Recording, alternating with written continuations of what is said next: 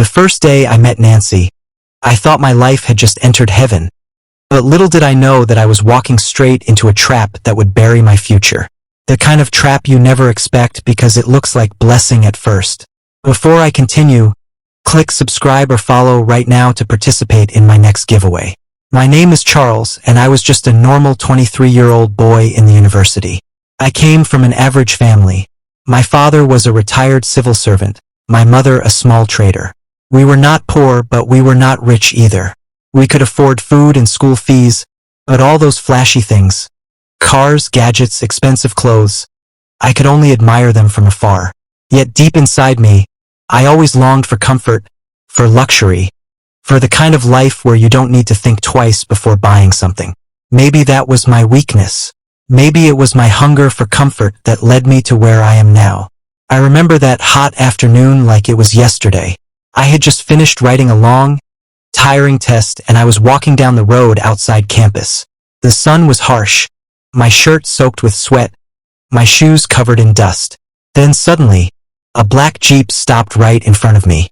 The tinted glass rolled down slowly, and I saw her, Nancy. She looked like something out of a dream. Her skin glowed, her hair was perfectly styled, and the gold bangles on her wrist shone under the sun. She wore a smile that made me feel like she had known me for years, even though we had never met. "You look tired," she said, her voice soft but commanding. "Where are you going? Let me drop you." At first, I hesitated. I didn't know her, but the smell of her car's perfume, the cold air conditioner blasting inside, and the thought of escaping that scorching sun, all of it pulled me in. I opened the door and entered. That was how it began. She asked me my name. She asked what I was studying. She asked about my family. By the time we reached the school gate, she had already asked for my number. And when she handed me her card, I saw her name boldly written. Nancy, Managing Director, chains of businesses under her care. That night she called. Her voice was calm, almost motherly, but with something else hidden beneath. She invited me out for dinner, and without even thinking twice, I agreed. From that moment, life began to change. Expensive gifts started coming my way: shoes, watches, perfumes. She gave me an iPhone, then transferred money to my account like it was nothing. My friends began to envy me, asking if I had suddenly won a lottery. But it wasn't lottery. It was Nancy. She told me she liked me. She told me she wanted to take care of me. She told me she saw potential in me, whatever that meant. I was young, naive, and greedy for comfort, so I believed her. Soon, she asked me to promise her that when I graduated, I would marry her. I laughed at first because she was 42 years old, almost twice my age. But when I looked at her wealth, her influence, and the life she was offering me, I swallowed my doubts. I said yes. But inside me, I told myself it was only temporary. I would enjoy the benefits now, and later I could walk away. I thought I was smart. I didn't know that Nancy was smarter, darker, and far more dangerous than I could ever imagine.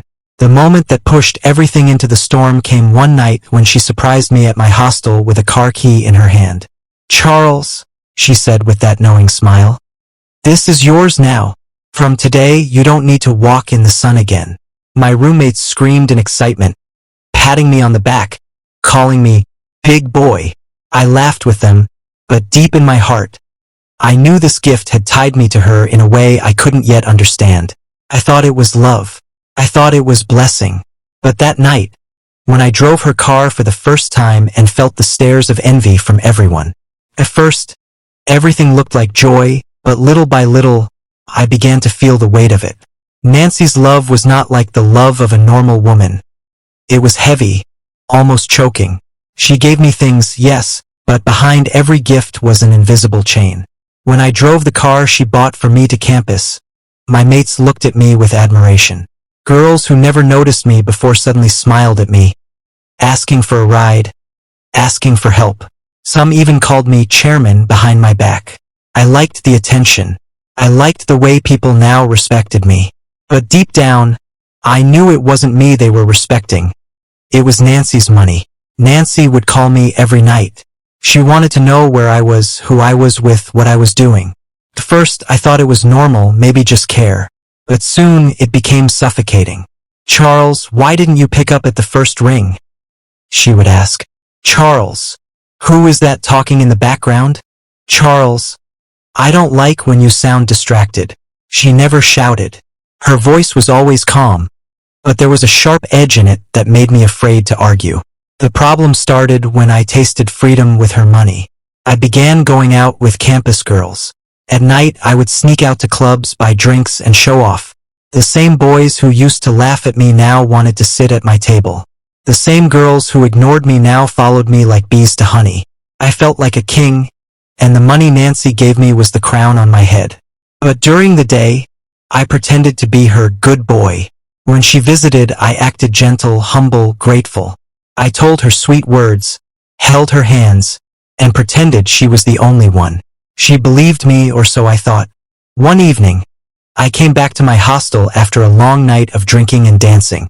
My head was pounding, my clothes smelling of alcohol and women's perfume. My phone rang, and it was Nancy. My heart skipped. I quickly stepped outside so no one would hear. "Where were you last night?" she asked, her voice steady. "I was reading in the library," I lied. Silence. Then she said, "You don't need to lie to me, Charles. I see everything." Those words chilled me to my bones. I laughed nervously, trying to change the topic, but she didn't press further. She just said, "Take care of yourself. We will talk later." From that day, I started to feel like someone was watching me. Whenever I went out, I noticed strange men hanging around. Sometimes, when I looked over my shoulder, I saw a car following me. I told myself I was just being paranoid, but deep down, I knew Nancy had eyes everywhere. Yet I couldn't stop. The life of enjoyment had swallowed me. Girls, clubs, parties, expensive clothes. It was like a drug, and I was addicted. Then one night, as I was returning from a party with two girls in the back seat of the car Nancy bought for me, I saw a black SUV following closely. I slowed down, it slowed too. I sped up, it sped up. My chest tightened. "Charles, is that your friend?" one of the girls asked. I forced a laugh. Yes, don't worry." But inside, my blood was cold. I knew it wasn't a friend. The next morning, Nancy called again. "I hope you slept well?" she asked softly. "Yes," I said, my throat dry. "Good," she replied. "Charles, you must never forget. You belong to me." The way she said it, calmly, like a fact that couldn't be changed, made my stomach turn. I wanted to end it. I wanted to tell her I couldn't continue. But every time I thought of the car, the money, the phone, the lifestyle, I felt weak. Then, one evening, everything broke. I was walking out of a restaurant when two men grabbed me from behind. Before I could shout, a cloth covered my face. My world went black. When I woke up, I was in a strange room. The windows were locked, the door heavy with bolts. My phone, my car key, my wallet, everything was gone. And then the door opened. Nancy walked in. She was dressed in white, her face calm, her eyes burning with something I couldn't explain. She smiled at me, but it wasn't the smile of a lover. It was the smile of someone who had finally caught what belonged to her. "Charles," she said softly, "I told you, you belong to me. From today, you will never run again." And that was how my nightmare began. The first night in that room was like living inside a nightmare I couldn't wake from. I sat on the cold tiled floor, my hands trembling, my heart beating so loud I could hear it in my ears. The room had no clock, no television, just a small bed in one corner and a single bulb above that never went off. Time felt like it stopped. When Nancy entered again, I thought maybe she had brought me to talk, to scold me, maybe even to let me go if I begged enough. But what I saw in her eyes told me this was no scolding. It was prison. She sat on the bed, crossed her legs like a queen, and looked at me. "You disappointed me, Charles," she said, her voice calm like a teacher rebuking a stubborn child. "I gave you everything. Money, car, gifts, a life you could never afford. And yet, you thought you could play with me?" I opened my mouth to speak, but no words came out. My throat felt dry like sand. "I'm sorry," I managed to whisper. "I didn't mean." She raised her hands slightly and I froze. "Don't lie," she said. I know about the girls. I know about the clubs. You thought you were clever, but I was watching you. Her voice never rose, but the calmness was scarier than any shout. Then she leaned closer, her perfume filling the air, and she said words that cut my soul. From today, Charles, you will live for me. You will breathe for me, and you will never belong to anyone else. My chest tightened. My mind screamed to run, but my legs were weak. That night, she locked the door from outside, and I heard the heavy bolts fall into place. I was trapped. The days that followed blurred together. Nancy came whenever she wanted. Sometimes she brought food, sometimes clothes, sometimes nothing but her presence. She would sit with me, talk to me like a lover, hold my face in her hands and say, "You are mine." Other times, she would use me, her desire consuming me until I felt like just a body in her cage. I cried in silence. I thought of my parents, of my friends in school, of my unfinished exams. I thought of freedom, but each time, the locked door reminded me that my world had ended. The worst part wasn't even the room or the control. It was the way she broke my mind slowly. At first, I tried to resist. I refused to eat. I kept begging. But Nancy had patience like stone. One evening, after I had shouted at her, telling her she was wicked, telling her she had destroyed my life, she only smiled and said, "You will understand one day. This is love, Charles. The kind of love that refuses to lose." Then she stood up, and before leaving, she whispered, "You can never go back to school. I've made sure of it." Her words hit me like thunder. My heart sank.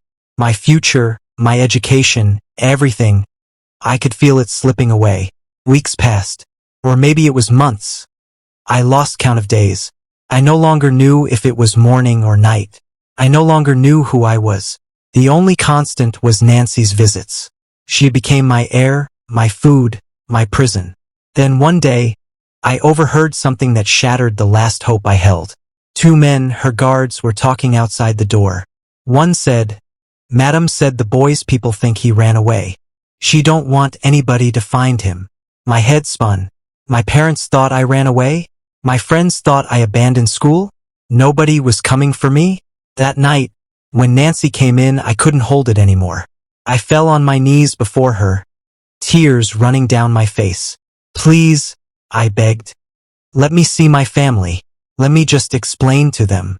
Please, I'll stay with you. I'll do whatever you want. Just let me tell them I'm alive."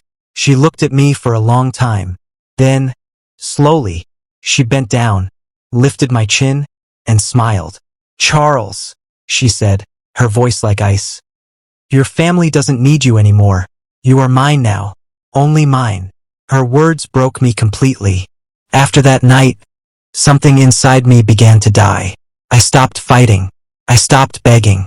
It was like my spirit broke into two. One part still remembered the boy I was in school, and the other part was just a shell that obeyed Nancy. She noticed the change. She noticed how quiet I became, how I no longer asked about my family or school. Instead of pity, it made her happier. She started treating me like a trophy she had finally won. Every time she entered the room, she would say, "Good boy, you're learning." She would sit close, feed me food with her own hands, stroke my hair, kiss me like I belonged to her. I hated it, but I no longer had the strength to resist. The days blended into each other. Sometimes she dressed me up in expensive clothes and told me to sit with her while she drank wine and told me stories about her businesses, about the men who betrayed her in the past, about how she would never allow another man to hurt her again. That was when I understood. I was not her lover. I was her possession. I was her revenge against a world that had once broken her. But even though I had stopped fighting on the outside, inside me the pain grew stronger. I thought of my mother's cooking, of my father's quiet advice, of the way my friends laughed during lectures. All of it became memories that stabbed me like knives. I cried silently at night, turning my face to the wall so the guards wouldn't hear. The worst part came one afternoon. Nancy had just finished talking to me when her phone rang. She stepped outside to take the call, leaving the door slightly open. For the first time, I heard her voice without the mask she wore for me. "Yes," she said, her tone sharp. The boy is not going back to that school. I don't care what happens to his admission. If anyone asks, say he traveled. Let his parents think what they want. I told you already, he belongs here. My chest tightened. My knees weakened. So it was true. She had deliberately destroyed my education. She had taken away not just my present, but also my future. I wanted to scream. I wanted to rush out and fight her. But the moment I moved, one of the guards looked in, his eyes warning me. I froze. I knew if I tried anything, they would hurt me or worse. That evening, Nancy returned smiling as if nothing had happened. She brought me a new wristwatch, golden and shining. She put it on my wrist and kissed my forehead. "You are my king," she said softly. Her words felt like chains tightening around my soul. From that day, I stopped dreaming. I stopped thinking of rescue. I lived like a shadow, moving when she asked me to move, speaking when she asked me to speak. I ate her food, wore her clothes, lay in her bed, but inside me I was gone. The boy called Charles, the undergraduate with dreams, had been buried alive. What remained was just a prisoner living under the mercy of a woman who called her prison love. But life has a way of showing cracks, even in the strongest walls. One rainy night, after Nancy had left the room, I sat listening to the sound of water hitting the roof. My head was heavy, my heart empty. Then, suddenly, I heard the guard outside whispering on his phone. His words came faint but clear. "Madam said she's traveling next week. She'll leave the boy with us until she returns." A spark lit in my chest. For the first time in months, I felt something that looked like hope. Nancy leaving meant a weakness in her chain.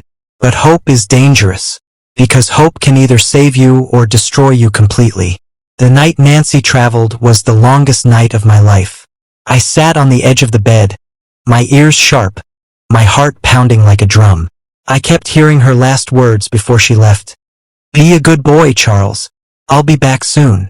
She kissed my cheek and smiled, not knowing that those words gave me the courage I needed to try. The guards were still around, but something felt different. Without Nancy's presence, the house no longer felt as suffocating. I could hear them talking outside, their voices careless, like men who believed nothing could happen. I waited. Around midnight, the rain started again, heavy and loud. Thunder roared across the sky, and I realized this was my chance. The guards were drinking, laughing, distracted. My hands shook as I pressed my ear to the door. Then, slowly, I pushed the window in the corner of the room. For months, I thought it was sealed shut, but the rain had softened the wood. It groaned and finally gave way, opening just enough for a slim body to squeeze through. Fear gripped me, but I thought of my mother's face, my father's gray hair, my dreams of graduating, of being free. I told myself, "Charles, if you die tonight, at least die trying." I climbed out, the rain soaking me instantly. My bare feet sank into the mud, but I kept moving, crawling like an animal. My heart beating so loud I was sure they would hear it. Every sound of laughter from the guards made me freeze, but the rain covered my steps. I ran. I don't know how long I ran. Through bushes, through streets, through the darkness, until I saw the faint lights of a small roadside shop. An old man sat there, shielding himself from the rain. When he saw me, drenched and trembling, he asked, "Young man, where are you coming from?" I opened my mouth, but only tears came out. The man took pity on me. He gave me dry clothes, gave me water, and the next morning he let me use his phone. My hands shook as I dialed my father's number. When I heard his voice, strong and worried, I broke down. "Daddy, it's me. It's Charles." The silence on the line was heavy. Then I heard him crying, something I had never heard before. "Charles, my son, where have you been?" I couldn't explain everything on the phone, but I told him I was alive. He came with my uncles and they took me home. Going back to my family was both joy and pain. My mother hugged me so tightly I thought I would suffocate. My father held me, tears running down his old cheeks. But behind their relief was sorrow, the sorrow of a son who had returned broken. I didn't go back to school. Couldn't. Too much time had passed, and my mind was scarred. Whenever I closed my eyes, I still saw Nancy's face, her calm smile, her words, "You belong to me." But slowly, I began to heal. My family's love became the medicine I needed. My father told me, "Charles, money without peace is slavery. Never again sell your soul for comfort." Now, as I speak, I am older. I look back and I realize how my greed led me into her trap. If I had been content with my little life, maybe I would have finished school. Maybe I would have built my own future with dignity. But Nancy taught me one lesson I can never forget. Not every gift is a blessing. Some gifts are cages dressed in gold. I am still alive, but a part of me was buried in that room, in the nights of captivity, in the chains of her so-called love. And whenever I see young men chasing after wealth they didn't earn, I whisper to them in my heart, "Be careful. Comfort can kill. Luxury can enslave. And not every rich hand stretched toward you is meant to save you. Sometimes, it is meant to own you." That is my story, and I pray you never have to live it. Subscribe for more confession stories like this.